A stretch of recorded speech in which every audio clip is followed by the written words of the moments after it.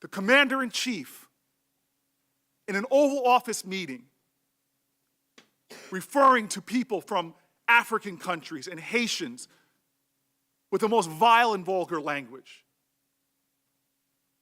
The language festers. When ignorance and bigotry is allied with power, it is a dangerous force in our country. Your silence and your amnesia is complicity. I hurt.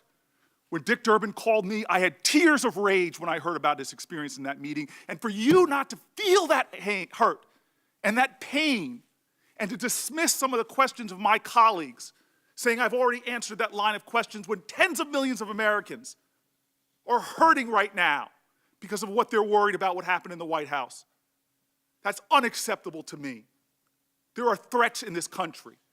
People plotting. I receive enough death threats to know the reality. Kamala receives enough death threats to know the reality. Maisie receives enough death threats to know the reality.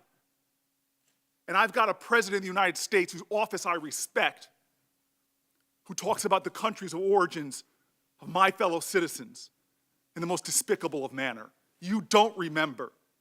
You can't remember the words of your commander-in-chief. I find that unacceptable.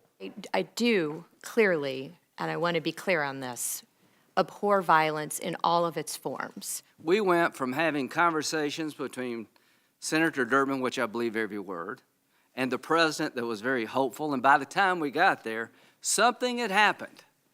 So Tuesday we had a president that I was proud to golf with, call my friend, who understood immigration had to be bipartisan.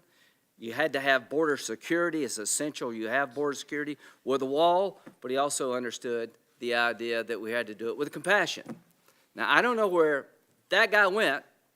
I want him back. This has turned into a S show, and we need to get back to being a great country where Democrats and Republicans have worked together to do something that we should have done years ago. To the 700,000 young people, some young, some older, we're not going to leave you behind. I don't know how this movie ends, but you're going to be taken care of.